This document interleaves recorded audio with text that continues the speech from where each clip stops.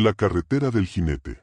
Cada año, en los últimos días de octubre, la carretera vieja que conecta el pueblo de San Martín de las Cruces con la autopista principal es evitada por todos.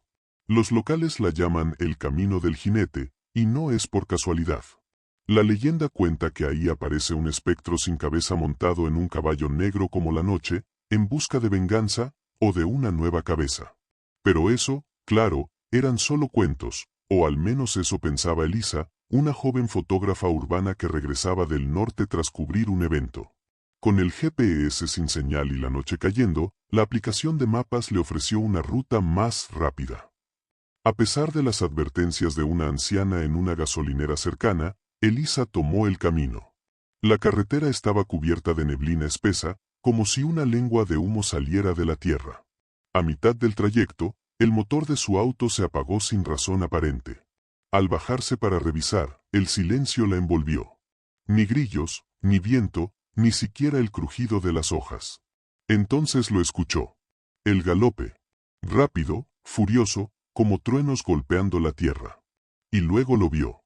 Una figura vestida con una armadura antigua, su capa ondeando, montado sobre un corcel de ojos incandescentes. Pero su jinete no tenía cabeza. Solo sostenía una calabaza ardiente entre las manos. Elisa corrió al auto, intentó arrancar, nada. El jinete se acercaba. Podía sentirlo. El calor de su presencia, el temblor del suelo. En un último intento, sacó su cámara y tomó una foto, casi por reflejo. El destello del flash iluminó todo por un segundo. El jinete se detuvo. Su caballo relinchó violentamente. Elisa aprovechó y corrió hacia el bosque cercano, perdiéndose entre los árboles. Horas después, fue encontrada por un grupo de campesinos que escucharon sus gritos. Nadie le creyó la historia, hasta que revisaron su cámara.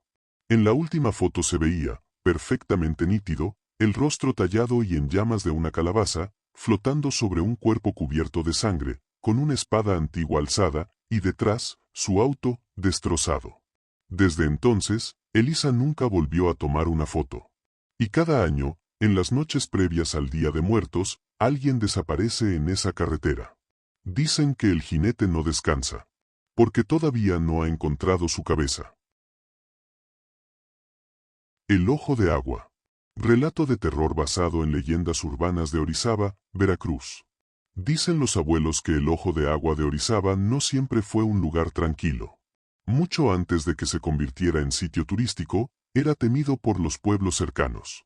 Un lugar sagrado o maldito.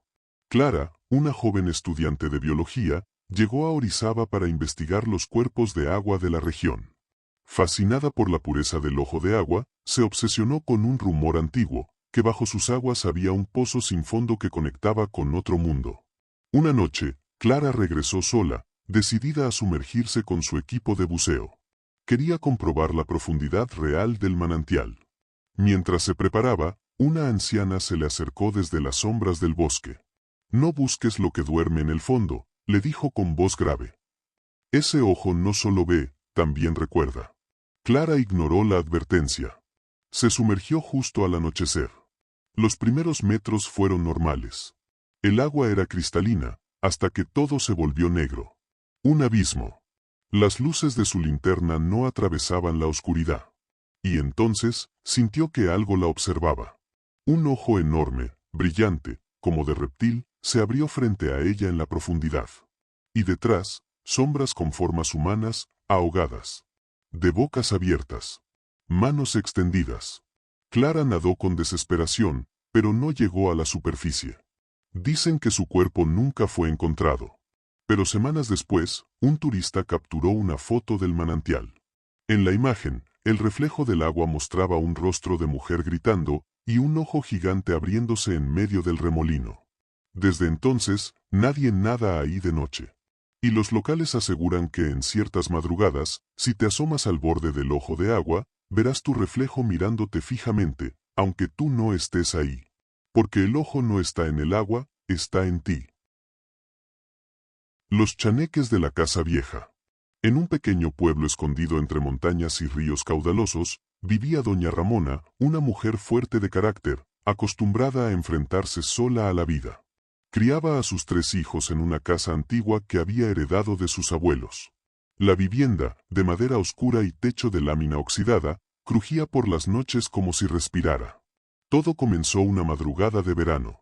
Ramona, medio dormida, escuchó el sonido de los trastes caer en la cocina. Al levantarse, vio que todo estaba en el suelo, platos rotos, ollas rodando, pero la puerta y ventanas estaban cerradas por dentro.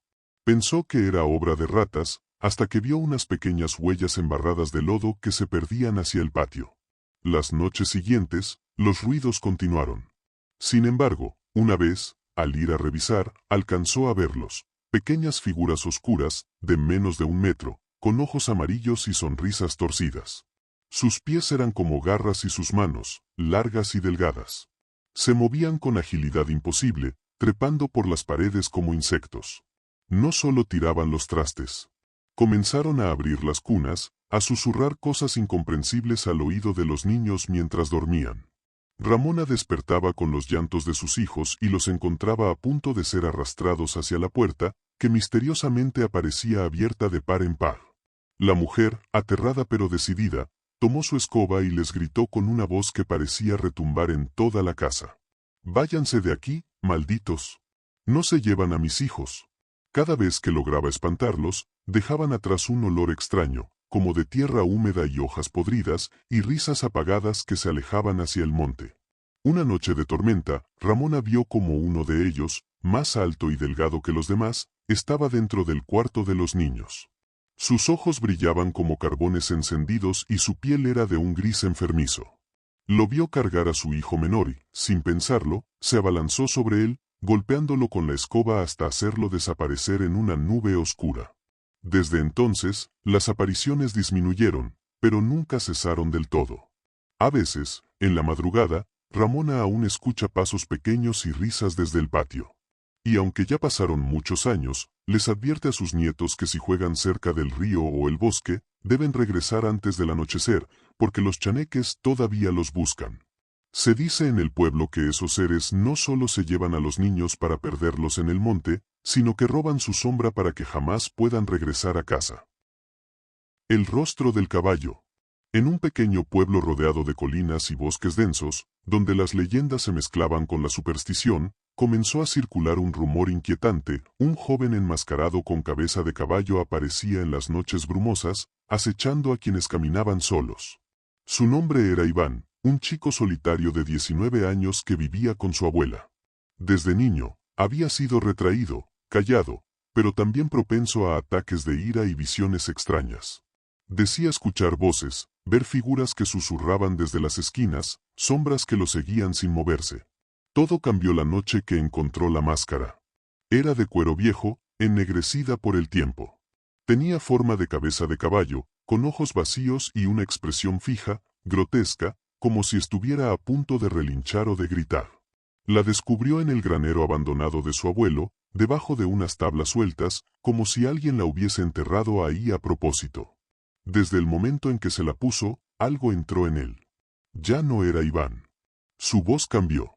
Comenzó a hablar en un idioma extraño cuando dormía. Por las noches desaparecía de su cama, y regresaba al amanecer cubierto de tierra, con los pies descalzos y los ojos desorbitados. Decía que la máscara le hablaba, que lo guiaba. El terror comienza. No tardaron en aparecer los reportes: perros muertos, crucificados en postes.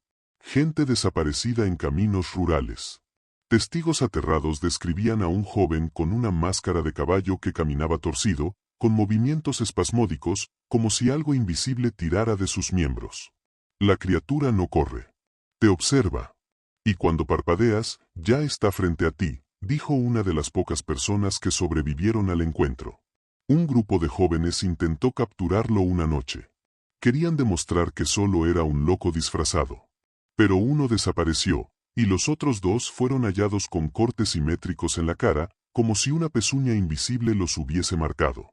La policía encontró a Iván en su casa al día siguiente, limpio, sonriente, tomando té con su abuela como si nada. La máscara no estaba por ninguna parte. Pero los eventos no se detuvieron. Cada noche de luna nueva, el jinete del terror, como la gente comenzó a llamarlo, regresaba. Algunos ancianos del pueblo empezaron a recordar una vieja historia, la de un espíritu demoníaco que se manifestaba a través de una máscara maldita, creada por un culto antiguo que adoraba a un dios con cuerpo de caballo y rostro humano. La abuela murió repentinamente. Iván desapareció sin dejar rastro. Pero aún hoy, en los pueblos cercanos, la leyenda vive. Algunos juran que lo han visto en las carreteras oscuras, bajo la lluvia, con la máscara puesta, inmóvil al borde del camino, esperando que alguien detenga su coche, o que cometa el error de mirarlo a los ojos. Porque quien lo mira, nunca vuelve a ser el mismo. Queridos seguidores, cada historia, cada comentario, cada me gusta que dejan en esta página, hacen que este espacio cobre vida. Gracias por acompañarnos en cada relato de terror, misterio, fantasía y ciencia ficción. Ustedes son el alma que impulsa cada palabra escrita. Seguimos creciendo gracias a ustedes, y lo mejor, aún está por contarse. No olviden darle seguir.